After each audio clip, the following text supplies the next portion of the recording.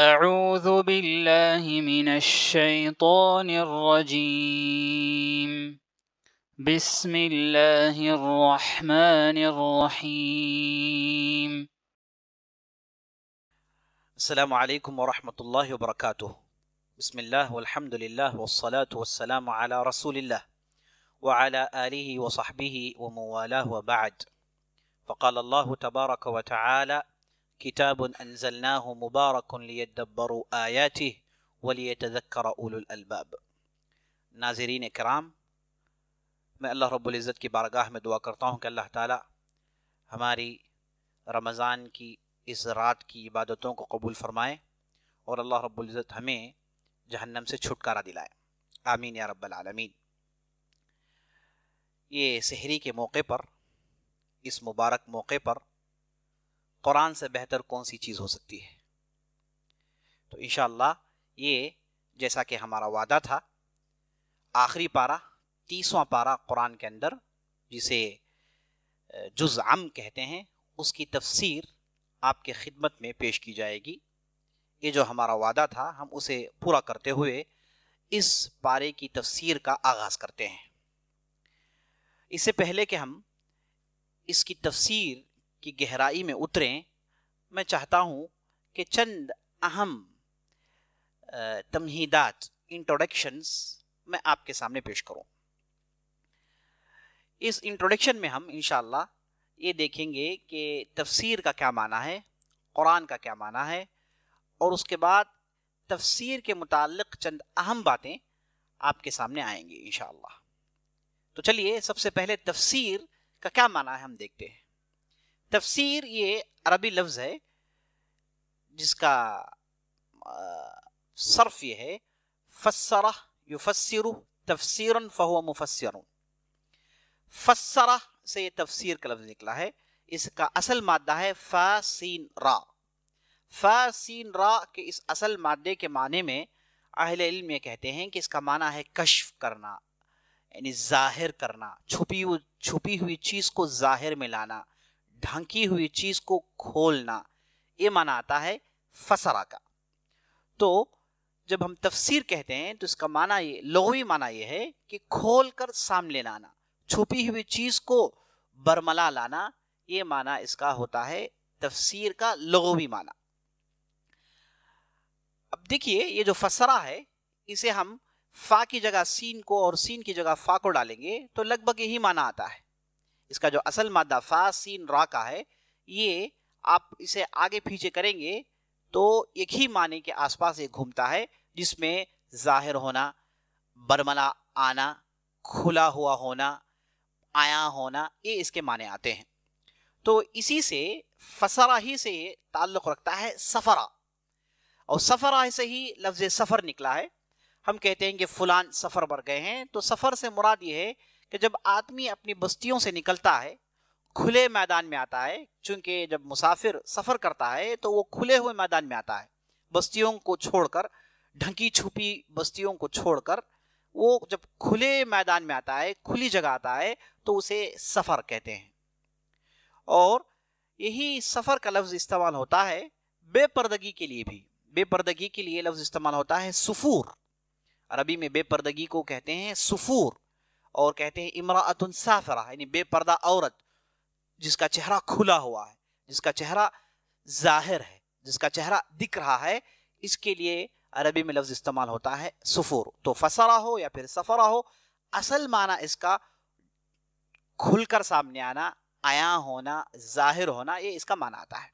تو یہ باتیں تھی جس کا تعلق لغہ سے تھا، عربی زبان سے تھا۔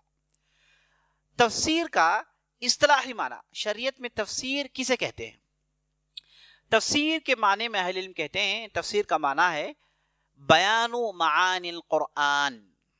اس کی بہت ساری تعریفات ہیں، اہل علم نے مختلف اس کے تعریفات، اس کے ڈیفینیشنز دیے ہیں، لیکن مختصر اور جامع اور معنی اگر کوئی ڈیفینیشن یا تعریف ہے تو وہ یہ ہے: بیان معانی القرآن الکریم، قرآن کے معنوں کو بیان کرنا، قرآن کے معنوں کی وضاحت، قرآن کے معنوں کی توضیح، یہ ہے عزیز دوستو تفسیر کا معنی۔ تو ہم نے تفسیر کا معنی سمجھ لیا۔ تفسیر کا معنی یہ ہے کہ قرآن کی آیتوں کے جو معنی ہیں ان کی وضاحت، ان کو بیان کرنا، یہ ہے تفسیر۔ تو ہم نے تفسیر کے لغوی معنی دیکھے اور تفسیر کے ہم نے اصطلاحی معنی دیکھے۔ تو لغوی معنی ظاہر ہونا، عیاں ہونا، کھل کر سامنے آنا، یہ اس کے لغوی معنی ہیں۔ اور اصطلاحی معنی اس کے قرآن کی آیتوں کی وضاحت، قرآن کے آیت کے معنوں کو سمجھنا، قرآن کی آیات کے معنوں کو سمجھنا اور اس کی وضاحت کرنا، یہ ہے عزیز دوستو تفسیر۔ تو تفسیر کی یہ بات آپ کے سامنے آ گئی۔ اب چلیے قرآن کریم کے تعلق سے سنتے ہیں۔ قرآن یہ مصدر ہے، قرأ یقرأ قرآنا وقراءۃ وقرأ کا اصل معنی آتا ہے پڑھنا۔ تو قرآن کا معنی ہے پڑھنا، لغوی معنی۔ اور اصطلاحی معنی قرآن کا معنی جیسے ہم جانتے ہیں، یہ اللہ کا کلام ہے، حقیقی کلام ہے، کوئی مجازی کلام نہیں، اللہ کا حقیقی کلام ہے۔ اور یہ اللہ رب العزت نے اپنے معزز فرشتے جبرائیل کے ذریعے سے محمد رسول اللہ صلی اللہ علیہ وسلم کی طرف وحی کی ہے۔ تو یہ ہے قرآن، اللہ کا کلام جو اللہ رب العزت جبرائیل علیہ السلام کے ذریعے سے محمد رسول اللہ کے پاس پہنچاتا ہے۔ یہ جو قرآن ہے اس کا آغاز ہوتا ہے سورہ فاتحہ سے اور اس کا اختتام ہے سورہ ناس پر، اور اس کا ہر لفظ اللہ رب العزت نے اسے کہا ہے اور اس کے معانی حقیقی ہیں، اس میں مجاز کے لیے کوئی دخل نہیں۔ تو یہ ہے قرآن کا اصطلاحی معنی۔ تو تفسیر القرآن مختصر آپ کے سامنے آ گیا۔ اب چلیے تفسیر کے متعلق چند اہم باتوں کو سمجھتے ہیں، کیونکہ تفسیر آج ہم ہمارے معاشرے میں دیکھتے ہیں کہ لوگ تفسیر کے نام سے کیا کچھ نہیں گل کھلا رہے ہیں۔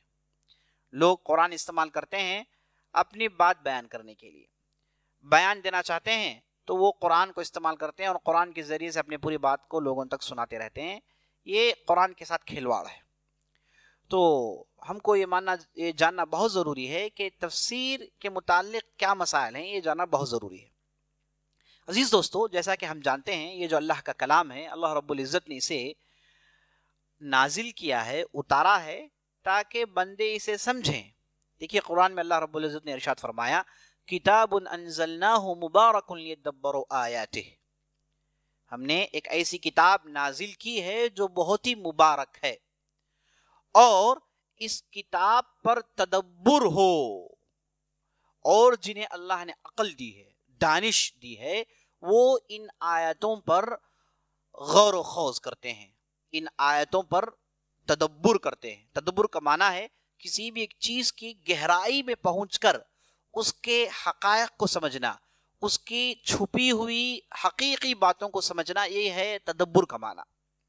تو اللہ رب العزت نے قرآن نازل کیا صرف پڑھنے کے لیے نہیں۔ جیسے ہم معاشرے میں ہم دیکھتے ہیں کہ لوگ قرآن پڑھتے ہیں، انہیں پڑھنے کے قرآن سے لگاؤ ہے، لیکن تفسیر کے قرآن سے انہیں گھبراہٹ ہوتی ہے، سمجھنے کی کوشش نہیں کرتے۔ قرآن اگر سمجھا نہیں جائے تو قرآن کا اصل فائدہ ہی نہیں۔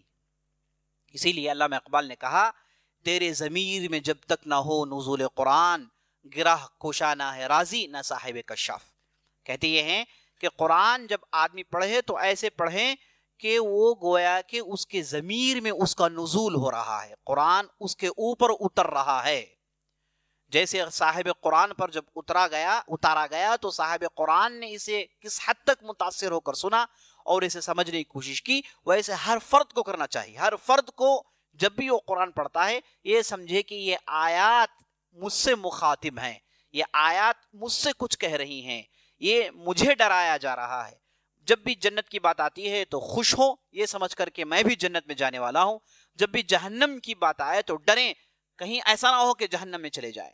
تو یہ ہے عزیز دوستو، اس کے لیے اللہ نے قرآن نازل کیا ہے، قرآن سمجھنے کے لیے، قرآن غور و فکر کرنے کے لیے۔ قرآن صرف پڑھنے کے لیے نہیں، صرف تلاوت کرنے کے لیے نہیں ہے۔ تلاوت کریں تو انشاءاللہ اس میں اجر ہے، کوئی اس میں مذائقہ نہیں، آدمی تلاوت کرے ہر حرف پر اسے نیکی ملنے والی ہے، اس میں ذرا برابر بھی شک نہیں۔ لیکن اصل قرآن کا مغز، قرآن کا نچوڑ اس کے سمجھنے میں ہے۔ اور جب آدمی قرآن سمجھتا ہے تو یہ سمجھ اسے عمل پر ابھارتا ہے۔ جب آدمی سمجھے گا ہی نہیں تو وہ کہاں سے عمل کرے گا؟ تو بہرحال قرآن کی سمجھ کی بات ہم جب لے کر بیٹھیں گے تو لمبی ہو جائے گی بات. تو چونکہ یہ انٹروڈکشن ہے اور مختصر وقت میں آپ کے سامنے بہت اہم باتوں کو پیش کرنا ہے، تو اس لیے میں استدراج نہیں کرنا چاہتا ہوں، تفصیل میں جانا نہیں چاہتا، صرف اشارے کر رہا ہوں. تو قرآن سمجھنا ضروری ہے، بغیر سمجھے کہ قرآن پڑھنے سے کوئی فائدہ نہیں. تو قرآن سمجھنے کے لیے عزیز دوستو تفسیر کا ہونا ضروری ہے. دیکھیے ابن عباس رضی اللہ عنہ ارشاد فرماتے ہیں، یہ طبری نے روایت کی ہے کہ قرآن میں 4 قسم کی آیتیں ہیں. 4 قسم کی آیتیں قرآن کے اندر ہے. پہلی قسم کی آیت وجہ تعریفہ العرب، پہلے قسم کی آیت جو بھی عربی جانتا ہے وہ اسے سمجھ سکتا ہے. عربی زبان جاننے والا ان آیتوں کو سمجھے گا. ایک کیٹیگری ہے آیتوں کی، عربی زبان پڑھنے والا جاننے والا وہ اسے سمجھ لے گا. جیسے الحمدللہ رب العالمین، تمام قسم کی تعریفیں اللہ کے لیے جو سارے عالموں کا رب ہے. قل سیروا فی الارض فانظروا کیف کان عاقبۃ المکذبین، کہہ دو کہ زمین میں گھومو اور دیکھو کہ جھٹلانے والوں کے ساتھ کیا حشر ہوا ہے. تو یہ الفاظ عربی زبان میں مستعمل ہیں، استعمال میں ہے. تو کوئی بھی عربی زبان بولنے والا، عربی زبان سمجھنے والا ان آیتوں کو سمجھ لیتا ہے. یہ قسم کی کیٹیگری ہے. دوسری قسم کی کیٹیگری ابن عباس رضی اللہ عنہ ارشاد فرماتے ہیں کہ وجہ لا يعلمہ الا العلماء، اس میں ایسی بھی کیٹیگری ہے جسے صرف علماء سمجھ سکتے ہیں، جن کے پاس عربی زبان کا علم ہے، جو شریعت کا علم جانتے ہیں، وہ انہیں سمجھ سکتے ہیں. صرف عربی زبان جاننا یہاں کافی نہیں، عربی زبان کے ساتھ ساتھ علم کا ہونا، شرعی علم کا ہونا ضروری ہے. اور ایسے قسم کے علماء ہی ان آیتوں کو سمجھ سکتے ہیں. اس میں آپ لے لیجئے جہاں مسائل کے متعلق آیتیں ہیں، جہاں دوسرے قضایا ہیں جن کے متعلق آیتیں ہیں، جن کے لیے علم کا جاننا ضروری ہے. یہ وہ قسم کی کیٹیگری ہے جسے علماء سمجھ سکتے ہیں. اور تیسری قسم کی کیٹیگری ہے، تیسرا قسم اس کا یہ ہے کہ وجہ لا يعلمہ الا الراسخون فی العلم.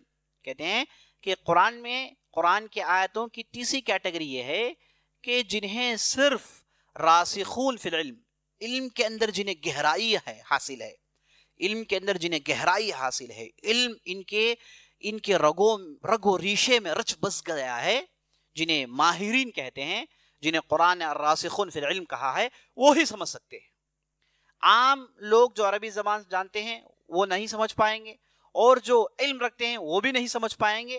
وہ ہیں جنہیں راسخون فی العلم کہا جاتا ہے، جنہیں قرآن میں غیر معمولی سمجھ حاصل ہے، وہی سمجھ سکتے ہیں.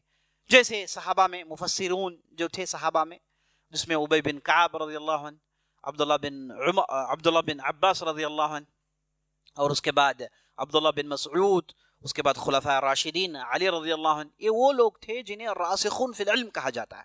اور اس کے بعد امت میں تابعین میں بھی بہت بڑی تعداد تھی راسخون فی العلم کی، اور اس کے بعد تبع تابعین میں، اور اس کے بعد امت میں ہر زمانے میں راسخون فی العلم کا ہونا ضروری ہے اور ہوتے ہیں. تو یہ وہ ہیں جو قرآن کی تیسری قسم کی آیتوں کو سمجھ سکتے ہیں. اور آخری کیٹیگری، آخری قسم کے تعلق سے ابن عباس رضی اللہ عنہ ارشاد فرماتے ہیں کہ یہ کیٹیگری، اس قسم کو لا يعلمہ الا اللہ، اللہ کے سوا کوئی اس کی حقیقت کو نہیں جانتا. اس کی مثال ایسے یہ ہے کہ جیسے قیامت کب آئے گی، علم غیب کا جاننا، اور حروف المقطعات کہ ان کے حقیقی معنی کیا ہیں انہیں بتانا. حروف المقطعات کہتے ہیں جیسے الف لام میم ہو گیا، الف لام را ہو گیا، حا میم ہو گیا، نون ہو گیا، قاف ہو گیا. یہ قرآن کی بعض صورتوں کے آغاز میں ان حروف کا ذکر ہوتا ہے جنہیں حروف المقطعات کہتے ہیں. الحروف المقطعات کہتے ہیں. ان کے حقیقی معنی اللہ ہی بہتر جانتا ہے. ہیں مفسرین نے کوشش کی بیان کرنے کی، لیکن ان کے حقیقی معنی کے تعلق سے اکثر مفسرین کہتے ہیں کہ اللہ ہی جانتا ہے. تو قرآن میں بہت ساری باتیں ایسی ہیں جو صرف اللہ ہی جان سکتا ہے، اللہ کے علاوہ کوئی اور جان نہیں سکتا. تو ابن عباس رضی اللہ عنہ نے بہترین انداز سے بتایا کہ قرآن میں ان قسم کی کیٹیگریز ہیں، یہ اقسام ہیں جنہیں فلاں فلاں سمجھ سکتے ہیں. تو عزیز دوستو، تفسیر میں یہی کوشش ہوتی ہے کہ قرآن کی آیتوں کو سمجھایا جائے. تو ہم ان میں سے کون سی کیٹیگری میں آتے ہیں؟ تو ہم جو جس قسم کی تفسیر آپ کے سامنے پیش کرنے والے ہیں، اور وہ جو ہے یہ پہلے اور دوسری कैटेगरी की है, यानी अरबी ज़बान जानने वाले जो तफसीर समझते हैं और जो उलमा हैं जो तफसीर समझते हैं, वो कैटेगरी की तफसीर आपके सामने पेश की जाएगी और आप इन्हें समझने की कोशिश करें और इंशाअल्लाह हम बिल्कुल सादा उर्दू ज़बान में इसे अर्ज करने की कोशिश करेंगे ताकि बात अच्छी तरीके से आपको समझ में आए। तो ये थी बातें तफसीर की जहां तक आयतों का ताल्लुक है। अब तफसीर की दो किस्में हैं, तफसीर अल-मअसूर, अत-तफसीर अल-मअसूर, अत-तफसीर बिर-राई। दो किस्म की तफसीर है, अत-तफसीर अल-मअसूर, दूसरी किस्म है अत-तफसीर बिर-राई। तफसीर मासूर उस तफसीर को कहते हैं जिसके अंदर एक मेथोडोलॉजी को फॉलो किया जाता है, जिसके अंदर एक मनहज को इख्तियार किया जाता है। क्या है मनहज? कुरान के आयतों को समझने के लिए कुरान के आयतों को इस्तेमाल करना। तफसीर कुरान बिल कुरान, कुरान की बाज आयतें और बाज आयतों की तफसीर करती है। कुरान की बाज आयतें बाज आयतों की तफसीर करती है, तो इसे कहते हैं तफसीर कुरान बिल कुरान। इसकी मिसाल देखिए, अल-हाक़्क़ा मल-हाक़्क़ा वमा अदराका मल-हाक़्क़ा। ये अल-हाक़्क़ा क्या चीज है और तुम क्या जानो कि अल-हाक़्क़ा क्या है, और उसके बाद अल-हाक़्क़ा क्या है अल्लाह खुद बताता है। अल-क़ारिअह मल-क़ारिअह वमा अदराका मल-क़ारिअह यौम यकूनु अन्नासु कल-फ़राशिल मबसूस। अल-क़ारिअह क्या है, खटखटाने वाली चीज क्या है, और तुम क्या जानो कि खटखटाने वाली चीज क्या है। और फिर अल्लाह ने कहा उस दिन जब लोग फुला फुला हालत में होंगे। तो कुरान अपने आप की तफसीर करता है। ये है तफसीर मासूर में पहली कैटेगरी। कुरान की किसी भी आयत की तफसीर किसी दूसरी आयत में मौजूद है तो यह सबसे मजबूत तरीका है उस आयत को समझने का। और दूसरा किस्म तफसीर बिल मसूर जिसे कहते हैं, तफसीर अल मसूर जिसे कहते हैं, उसके अंदर सबसे पहले तफसीर कुरान बिल कुरान, कुरान की तफसीर कुरान ही करता है। और कुरान की तफसीर आप सल्लल्लाहु अलैहि वसल्लम की हदीसों के जरिए से, कुरान की किसी भी एक आयत की तफसीर आप सल्लल्लाहु अलैहि वसल्लम की हदीसों के जरिए से। कुरान अगर आपको समझना है तो सबसे पहले इस आयत को ले लीजिए और उसके बाद देखिए कि इस आयत की वजाहत कोई दूसरी आयत तो नहीं कर रही है। यही तरीका है तफसीर करने का। और उसके बाद जैसे ही आपने देखा कि कोई दूसरी आयत इसकी तफसीर नहीं कर रही है तो आपको दूसरे मरहले में आना है, तफसीरुल कुरान बिस्सुन्नह, कुरान की तफसीर हदीसों के जरिए से। कोई भी एक आयत होगी जिसकी तफसीर आप सल्लल्लाहु अलैहि वसल्लम अपनी हदीस में बयान करेंगे, हदीस उस आयत की तफसीर करेगी। इस ताल्लुक से मैं आपको एक अहम नुक्ता बताना चाहता हूं, वो ये है कि अहादीस जिनमें कुरान की तफसीर आई है वो बड़ी मुश्किल से 318 के आसपास है। 318 ऐसी हदीसें हैं जिनमें कुरान की आयतों की तफसीर मौजूद है और उनमें से भी बहुत सारी रिवायात ज़ईफ हैं। तो इससे मालूम हुआ कि बहुत कम ऐसे हमारे पास कलेक्शन है हदीसों का जो कुरान की आयत की तफसीर करती हो। तो ये है दूसरा मरहला। और तीसरा मरहला है तफसीरुल कुरान बि अक़वाल सहाबा, कुरान की तफसीर सहाबा के अक़वाल से। सहाबा वो कौम है जिन पर अल्लाह ने कुरान नाजिल की। सहाबा वो कौम है जो कुरान की जबान बोला करते थे। कुरान की जबान और उनकी जबान दोनों लगभग एक थी। कुरान के अल्फाज वो रोजमर्रा के इस्तेमाल में थे, तो उनका समझना बहुत जरूरी है। तो हम ये देखेंगे कि भाई अगर कुरान में इसकी तफसीर मौजूद नहीं है इस आयत की और हदीस में भी ये चीज मौजूद नहीं है, तो तीसरा मरहला हम स्विच ओवर करेंगे, यानी सहाबा को देखेंगे कहीं कोई सहाबी ने इसकी तफसीर तो नहीं की। अबू बकर रज़ियल्लाहु ने तो कुछ तो कहा है नहीं कहा है, उमर बिन खत्ताब ने कुछ कहा है नहीं कहा है, और उसके बाद अब्दुल्ला बिन अब्बास ने कुछ कहा है नहीं कहा है। तो सहाबा की जो हमारे पास फहरिस्त है जिन्हें अल मुफस्सिरून फिस सहाबा कहा जाता है, उन्हें देखेंगे कि उन्होंने इसकी तफसीर की है कि नहीं की। तो ये हमारे पास बहुत बड़ा कलेक्शन है जिन्हें अल आसार के नाम से हम जानते हैं। मुहद्दिसीन ने बहुत बड़ा कलेक्शन जमा किया जिसमें सहाबा की तफसीरें मौजूद हैं अल्हम्दुलिल्लाह। सबसे जिंदी मिसाल हमारे दरमियान ये जो तफसीर तबरी है जिसमें हम देखते हैं कि सहाबा के अक़वाल ढेर सारे हैं, सहाबा के अक़वाल की भरमार है। और अल मुसन्नफ अब्दुर रज़्ज़ाक़ और उसके बाद अल आसार इमाम तहावी की, ये ऐसी किताबें हैं जिनमें हमको सहाबा के अक़वाल मिल जाते हैं। और चौथा मरहला है तफसीर बि अक़वाल ताबईन, ताबईन के अक़वाल। ताबईन जो सहाबा से इल्म सीखे हैं, बहुत सारे ऐसे सहाबा थे जिनकी बातों को ताबईन ने सीखा और उसके बाद वो सहाबी गुजरने के बाद उनकी बातें उनके साथ चली गई। तो ताबईन जो हैं ये हमारे लिए लिंक हैं सहाबा के अक़वाल जानने के लिए। ताबईन वो लोग हैं जिन्होंने قرآن کی تفسیر کو کتاب کی شکل دی، ورنہ اس سے پہلے تفسیر ہوتی تھی، لوگوں صحابہ سے سنتے اور سیکھتے، بات یہیں سے ختم. کسی صحابی نے کوئی کتاب نہیں لکھی، کوئی تفسیر کی کتاب نہیں لکھی. تو سب سے پہلے تفسیر کو درج کرنے والے، کتاب کی شکل میں لانے والے یہ تابعین تھے. اس میں خاص طور پر سعید بن جبیر جن کی وفات 104 ہجری کی ہے، یہ پہلے آدمی ہیں جنہوں نے عبد الملک بن مروان رحمہم اللہ اجمعین کے اشارے پر انہوں نے کتاب لکھی جس میں انہوں نے تفسیر کو درج کیا. قرآن کی بعض آیتوں کی تفسیر جنہیں عام لوگ سمجھ نہیں سکتے، انہوں نے اس میں اس کا ذکر کیا اور یہ کتاب کی شکل میں موجود تھی. اور اس کے بعد پے در پہ بہت سارے لوگوں نے، عبد الملک بن جریج ایک بہت بڑے تابعین گزرے ہیں جنہوں نے بھی تفسیر میں کام کیا. تفسیر میں کام کرنے والے تابعین کی تعداد 100 سے زیادہ ہے. تو چوتھا مرحلہ یہ ہے کہ ہم دیکھیں گے کہ اس آیت کی تفسیر کسی تابعین نے کی ہے نہیں کی. تو یہ عزیز دوستو، اس میتھڈالوجی کو فالو کر کر کوئی بھی تفسیر کی جائے یا پھر کوئی بھی تفسیر لکھی جائے، اسے کہتے ہیں التفسیر المأثور. اور تفسیر کا یہ سب سے مضبوط طریقہ ہے. کسی بھی قرآن کی آیت کو سمجھنا ہے، کسی بھی قرآن کی آیت کو اس کے معنوں کو سمجھنا ہے، تو یہ سب سے مضبوط طریقہ ہے کہ آپ اس میتھڈالوجی کو فالو کریں جسے التفسیر المأثور کہا جاتا ہے. اس میں کوئی بھی بات آ جائے تو وہی بات ہے، وہی فہم ہے اس آیت کا. اس سے آگے ہم کو بڑھنے کی ضرورت نہیں. جو صحابہ نے سمجھا، تابعین نے سمجھا، ہمارے لیے کافی ہے. تو کوئی بھی آیت کا معنی اپنی مرضی سے کوئی اسے پہنا نہیں سکتا. آیتیں سمجھی گئی ہیں، صحابہ نے، تابعین نے اسے سمجھا ہے، ان کے مفہوم انہوں نے بیان کیے، الفاظ کے معنی بیان کیے، جو ہمارے پاس بہت بڑا ذخیرہ موجود ہے. تو ہم ان میں دیکھیں گے اور ان کے ذریعے سے آیتوں کو سمجھنے کی کوشش کریں گے. تو یہ ہے عزیز دوستو تفسیر المأثور کا معنی. اب دوسری قسم کی تفسیر ہے التفسیر بالرأی. تفسیر بالرأی کا کیا معنی؟ یعنی رائے سے تفسیر کرنا. اپنی رائے، اپنی سمجھ کے ذریعے سے یہ کہنا کہ قرآن کی یہ آیت کا یہ معنی ہے. کیسے آپ نے کہا؟ وہ کہیں گے کہ میں میرے علم کی بنیاد پر یہ بات کہہ رہا ہوں. تو یہ تفسیر بالرائے، کیا یہ مقبول ہے یا نہیں، یہ صحیح ہے کہ غلط ہے؟ اہل علم کے درمیان قدیم زمانے سے اس تعلق سے اختلاف رہا. تو صحابہ کے ہم جب اقوال پڑھتے ہیں تو بڑے سنگین اقوال ہیں. ابو بکر صدیق رضی اللہ عنہ سے ایک مرتبہ پوچھا گیا وفاکہۃ و ابا کا کیا معنی ہے؟ یہ ابا کا جو لفظ ہے اس کا کیا معنی ہے؟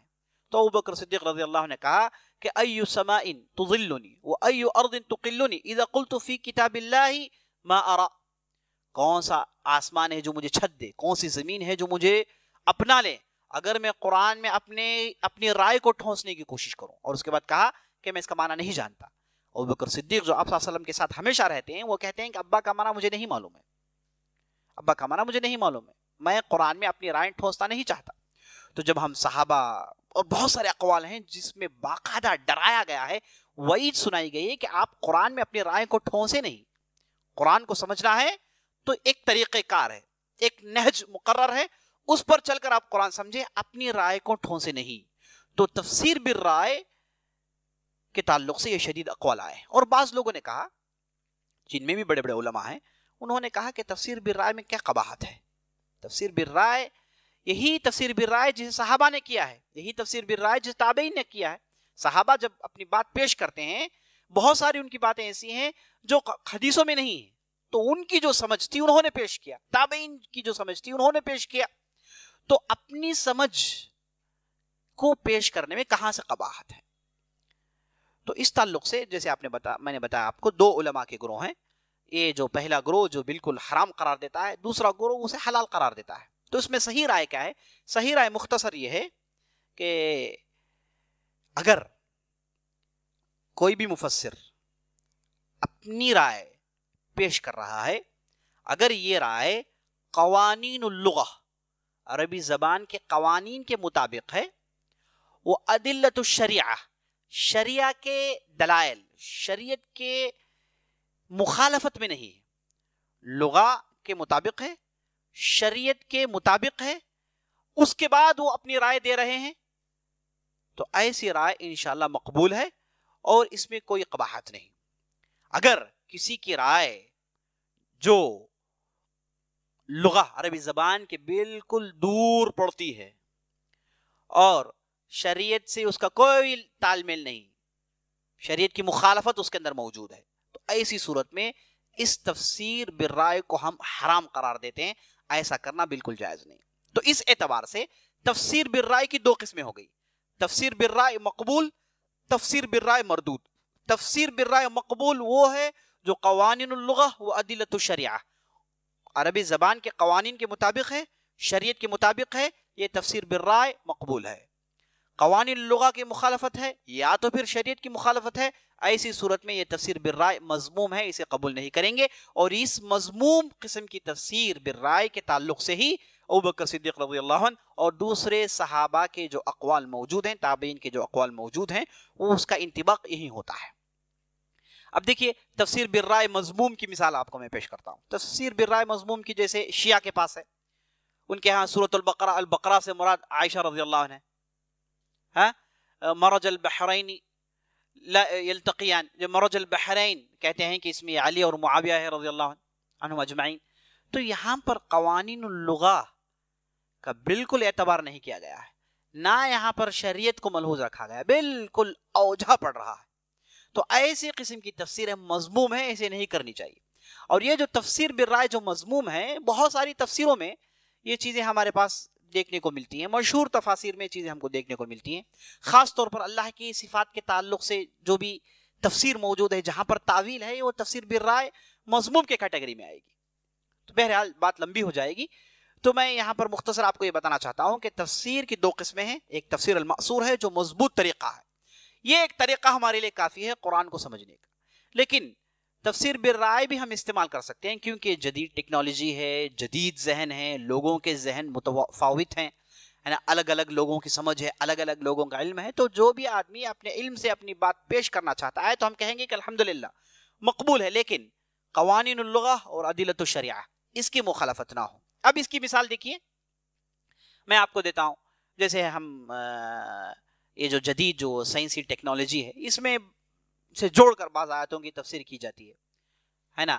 جیسے جو ہے البنان، قرآن میں جو ہے بنان کا لفظ استعمال ہوا. بنان کا اصل معنی ہے عربی زبان میں انگلیوں کو کہتے ہیں.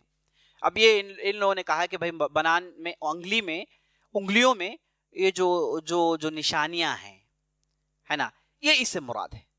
تو یہ قرآن کی جو ہے زبان کی جو قوانین ہے اس کی مخالفت نہیں ہو رہی، نہ کہ اس میں شریعت کی مخالفت ہو رہی. تو ایسی چیزوں کو قبول کرنے میں کوئی حرج نہیں. لیکن معاملہ یہاں سنگین ہو جاتا ہے اگر وہ کوئی کہے کہ بھائی اس کا معنی یہی ہے، اس کے علاوہ کوئی معنی نہیں، تو ہم کہیں گے کہ بھائی آپ کی بات غلط، ہم اسے قبول کرنے کے لیے تیار نہیں. قرآن کے ہر لفظ کے معنی بیان کیے جا چکے ہیں، اس کے لیے ائمہ ہیں، ان کی روشنی میں، ان کے اقوال کی روشنی میں جدید اقوال کو ہم سمجھنے کی کوشش کریں گے.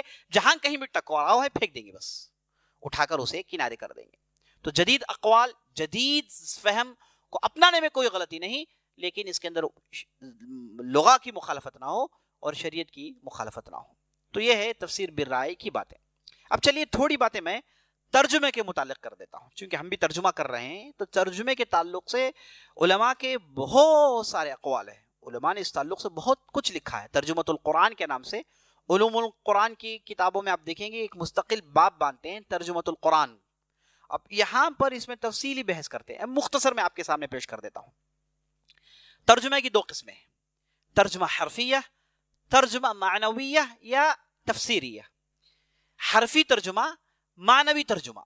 حرفی ترجمہ سے مراد کیا ہے کہ قرآن کی ہر آیت کو لیں، اس کے ہر حرف کو لیں اور یہ ہر حرف کے ایکولنٹ جس زبان میں ترجمہ کر رہا ہے اس زبان میں جو اس کا ایکولنٹ موجود ہے یا پھر ایکولنٹ کے قریب کوئی چیز موجود ہے اسے لائیں اور ایسے ہی رکھتے جائیں.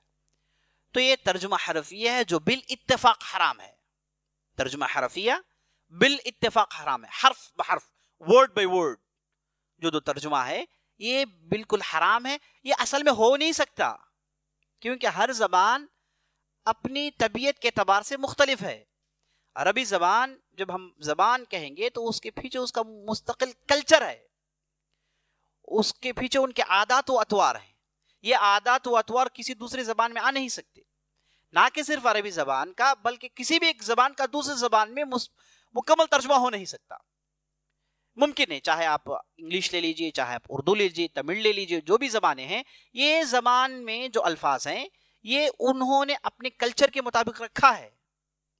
ان کے استعمال کردہ چیزوں کے مطابق رکھا ہے، تو اس کا بالکل ایکولنٹ تلاش کرنا یہ بیوقوفی ہے۔ اگر تلاش کر کر بھی آپ رکھیں گے تو آپ حق ادا نہیں کر سکتے۔ تو ترجمہ حرفی عزیز دوستو یہ بالکل حرام ہے، اہل علم کا اس پر اتفاق ہے۔ اب جو لوگ یہ کہتے ہیں کہ ورڈ ٹو ورڈ جو کہتے ہیں، وہ بھی اصل میں یہ دوسری قسم یعنی میننگ کا ترجمہ معنویہ، قرآن کے معنوں کا جو ترجمہ ہے وہ ہی کر رہے ہیں وہ۔ اب وہ کہتے ہیں کہ ورڈ ٹو ورڈ الفاظ میں ہیرا پھیری ہو رہی ہے، ورنہ وہ بھی معنوں کا ہی ترجمہ کرتے ہیں، کیونکہ جیسے میں نے آپ کو بتایا ورڈ ٹو ورڈ کا ترجمہ ہو نہیں سکتا، کوئی بھی انسانی عقل اسے قبول نہیں کر سکتی۔ تو یہ جو ترجمہ معنویہ ہے، قرآن کے معنوں کا ترجمہ، مفسر نے جو معنی سمجھے ہیں ان معنوں کو وہ اپنی زبان میں قالب پہنا رہا ہے، کنٹینٹ کو اس نے تیار کر لیا، وہ اپنے کنٹینرز میں ڈال رہا ہے۔